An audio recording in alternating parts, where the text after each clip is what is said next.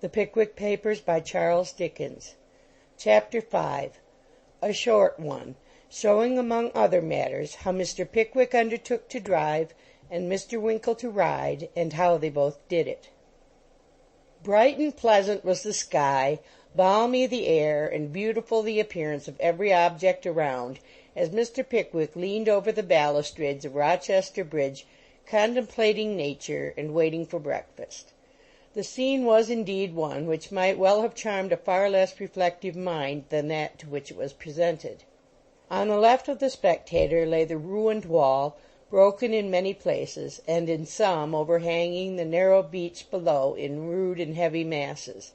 Huge knots of seaweed hung upon the jagged and pointed stones, trembling in every breath of wind, and the green ivy clung mournfully round the dark and ruined battlements.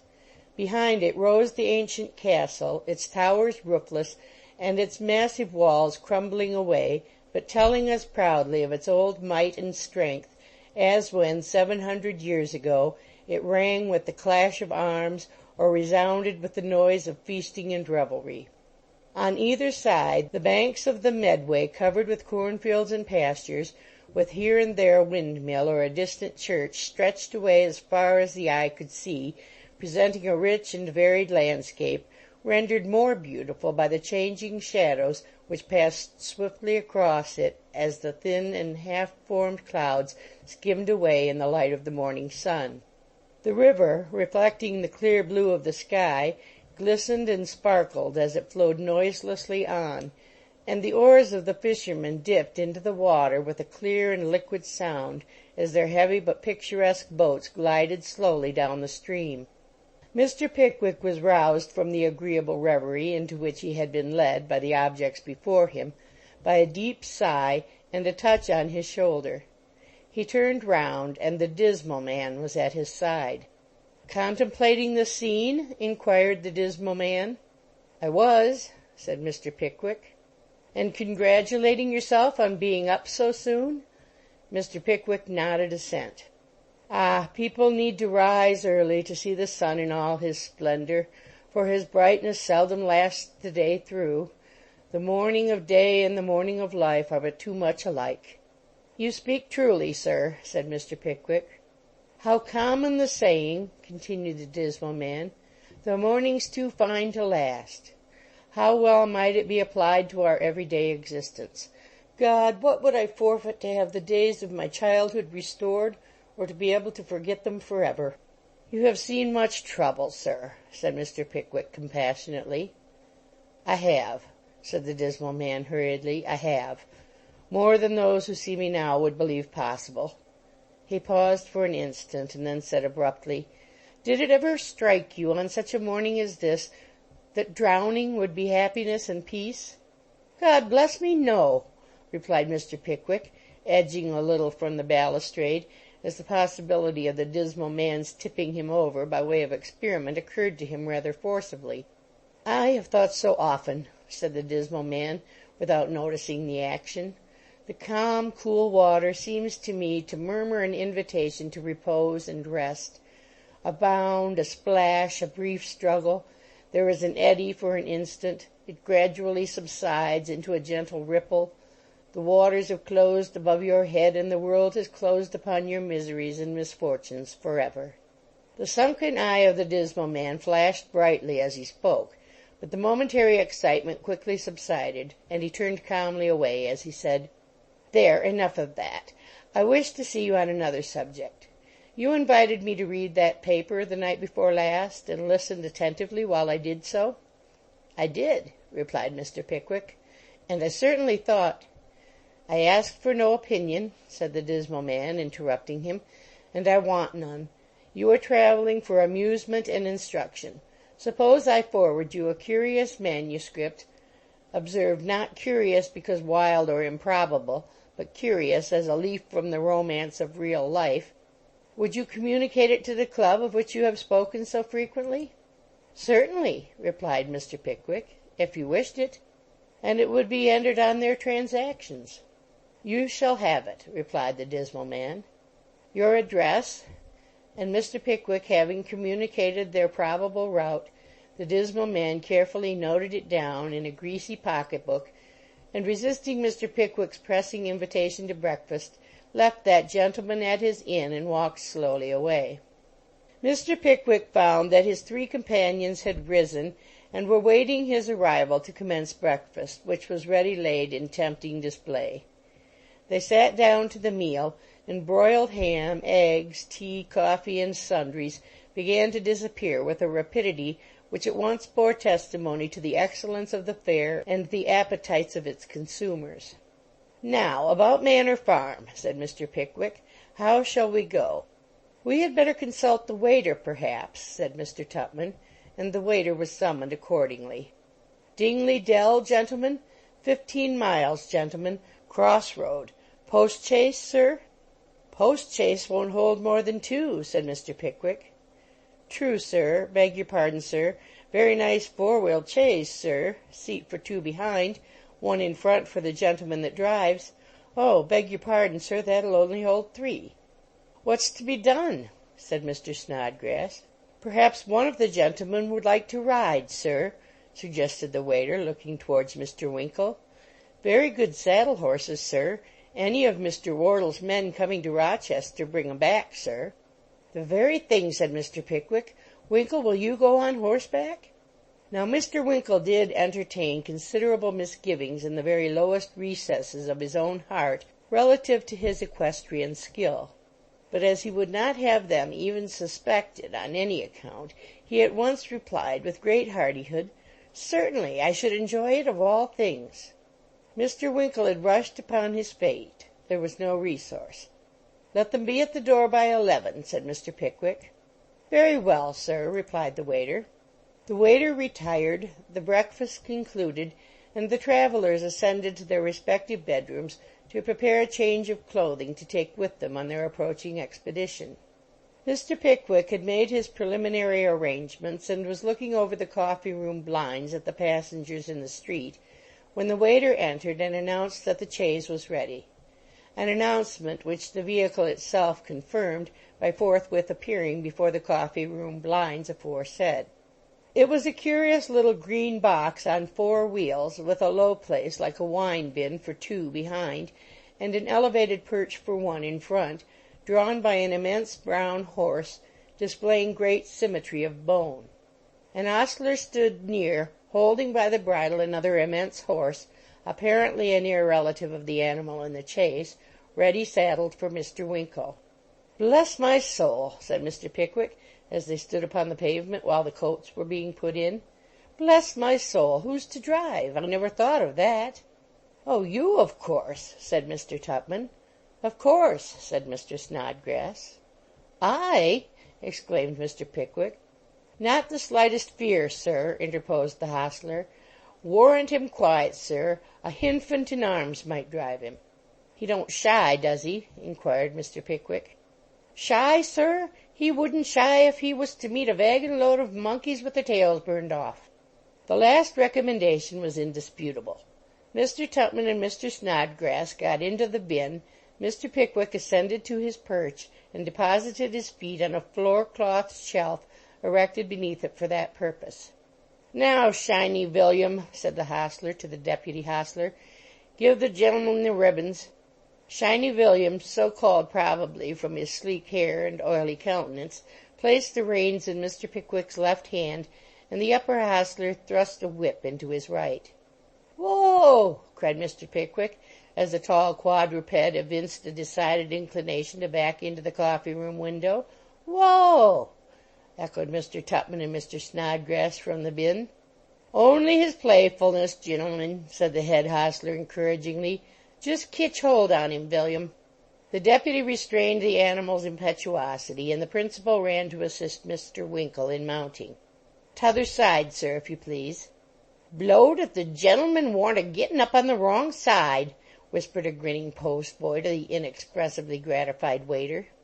Mr. Winkle, thus instructed, climbed into his saddle with about as much difficulty as he would have experienced in getting up the side of a first-rate man-of-war. "All right?" inquired Mr. Pickwick, with an inward presentiment that it was all wrong. "All right," replied Mr. Winkle faintly. "Let 'em go!" cried the ostler. "Hold 'em in, sir." And away went the chaise and the saddle horse, with Mr. Pickwick on the box of the one and Mr. Winkle on the back of the other, to the delight and gratification of the whole inn yard. "What makes 'em go sideways?" said Mr. Snodgrass in the bin to Mr. Winkle in the saddle. "I can't imagine," replied Mr. Winkle. His horse was drifting up the street in the most mysterious manner, side first, with his head towards one side of the way and his tail towards the other. Mr. Pickwick had no leisure to observe either this or any other particular, the whole of his faculties being concentrated in the management of the animal attached to the chaise, who displayed various peculiarities highly interesting to a bystander, but by no means equally amusing to any one seated behind him. Besides constantly jerking his head up, in a very unpleasant and uncomfortable manner, and tugging at the reins to an extent which rendered it a matter of great difficulty for Mr. Pickwick to hold them, he had a singular propensity for darting suddenly every now and then to the side of the road, then stopping short, and then rushing forward for some minutes at a speed which it was wholly impossible to control. "What can he mean by this?" said Mr. Snodgrass, when the horse had executed this manoeuvre for the 20th time. "I don't know," replied Mr. Tupman. "Looks very like shying, don't it?" Mr. Snodgrass was about to reply when he was interrupted by a shout from Mr. Pickwick. "Whoa!" said that gentleman. "I have dropped my whip." "Winkle," said Mr. Snodgrass, as the equestrian came trotting up on the tall horse, with his hat over his ears and shaking all over as if he would shake to pieces with the violence of the exercise, "pick up the whip, there's a good fellow." Mr. Winkle pulled at the bridle of the tall horse till he was black in the face, and having at length succeeded in stopping him, dismounted, handed the whip to Mr. Pickwick, and grasping the reins prepared to remount. Now whether the tall horse, in the natural playfulness of his disposition, was desirous of having a little innocent recreation with Mr. Winkle, or whether it occurred to him that he could perform the journey as much to his own satisfaction without a rider as with one, are points upon which, of course, we can arrive at no definite and distinct conclusion.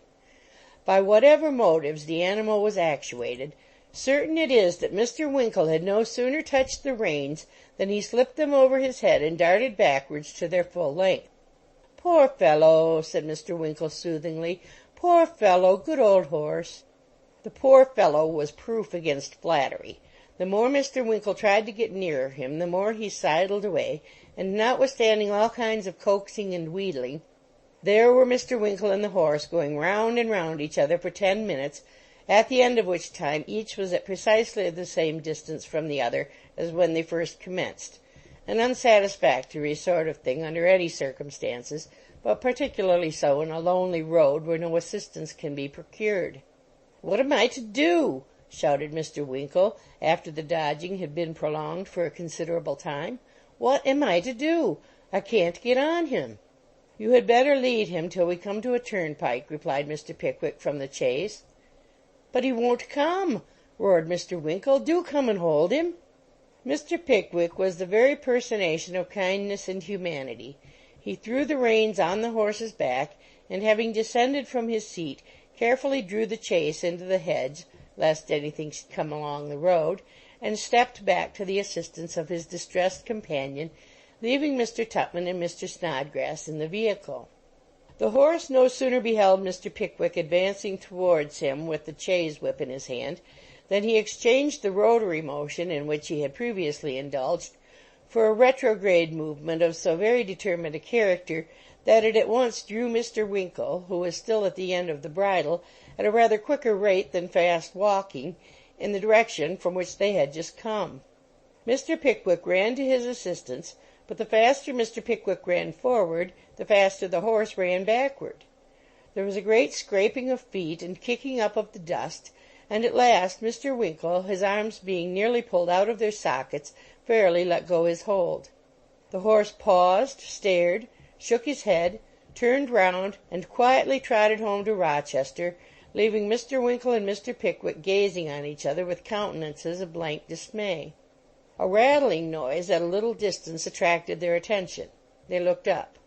"Bless my soul!" exclaimed the agonized Mr. Pickwick. "There's the other horse running away." It was but too true. The animal was startled by the noise, and the reins were on his back. The results may be guessed. He tore off with the four-wheeled chaise behind him, and Mr. Tupman and Mr. Snodgrass in the four-wheeled chaise. The heat was a short one. Mr. Tupman threw himself into the hedge. Mr. Snodgrass followed his example. The horse dashed the four-wheeled chaise against the wooden bridge, separated the wheels from the body and the bin from the perch, and finally stood stock still to gaze upon the ruin he had made.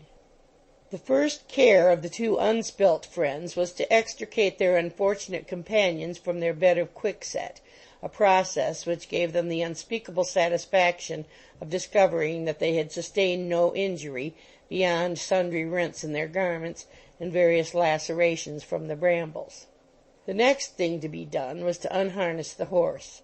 This complicated process having been effected, the party walked slowly forward, leading the horse among them, and abandoning the chase to its fate.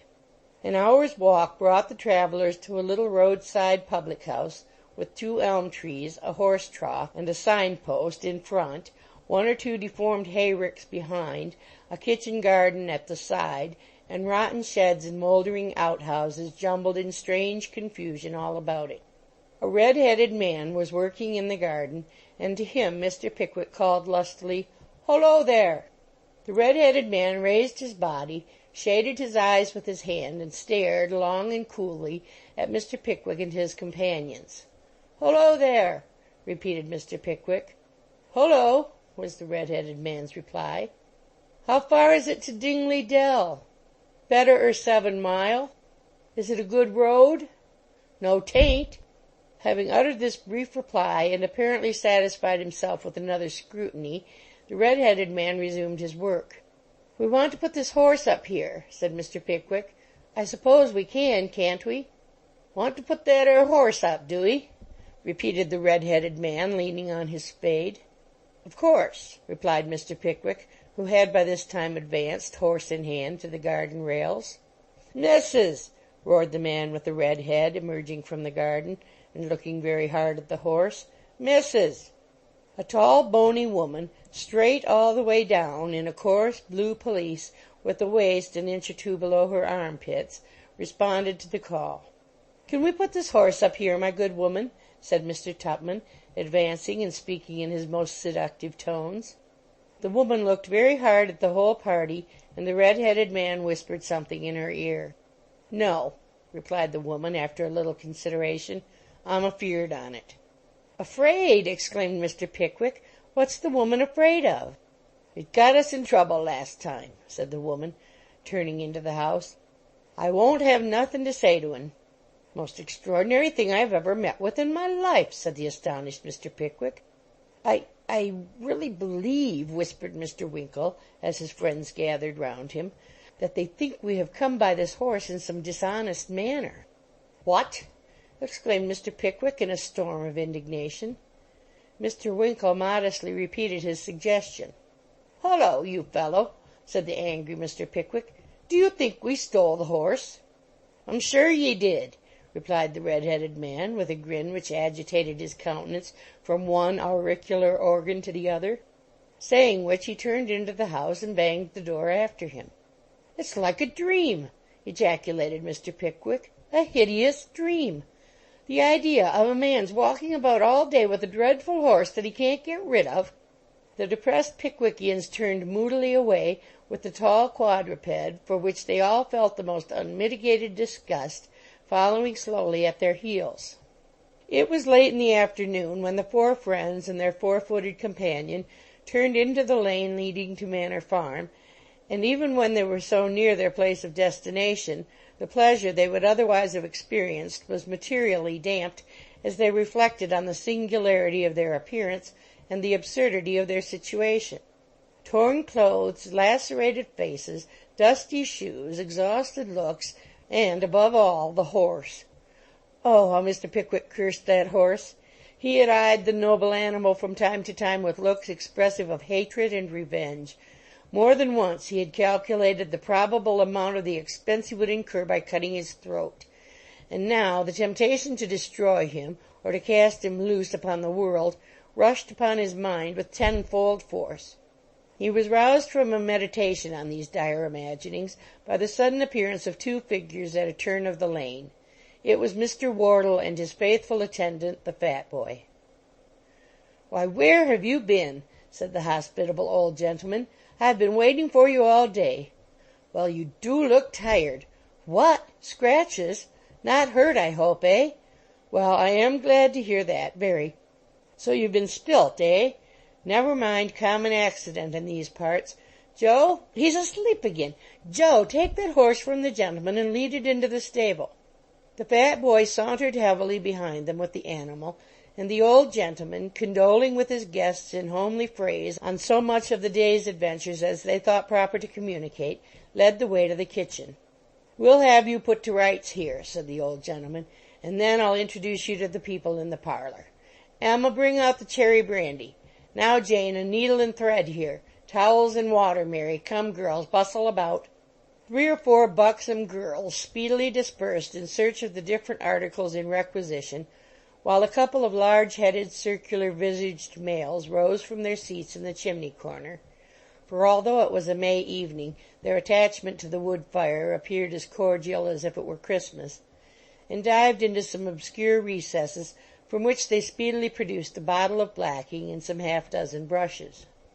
"Bustle," said the old gentleman again, but the admonition was quite unnecessary, for one of the girls poured out the cherry brandy, and another brought in the towels, and one of the men, suddenly seizing Mr. Pickwick by the leg, at imminent hazard of throwing him off his balance, brushed away at his boot till his corns were red hot, while the other shampooed Mr. Winkle with a heavy clothes-brush, indulging, during the operation, in that hissing sound which hostlers are wont to produce when engaged in rubbing down a horse. Mr. Snodgrass, having concluded his ablutions, took a survey of the room, while standing with his back to the fire, sipping his cherry brandy with heartfelt satisfaction. He describes it as a large apartment with a red brick floor and a capacious chimney, the ceiling garnished with hams, sides of bacon, and ropes of onions. The walls were decorated with several hunting whips, 2 or 3 bridles, a saddle, and an old rusty blunderbuss with an inscription below it, intimating that it was loaded, as it had been on the same authority for half a century at least. An old 8-day clock, of solemn and sedate demeanour, ticked gravely in one corner, and a silver watch, of equal antiquity, dangled from one of the many hooks which ornamented the dresser. "Ready?" said the old gentleman inquiringly, when his guests had been washed, mended, brushed, and brandied. "Quite," replied Mr. Pickwick. "Come along, then."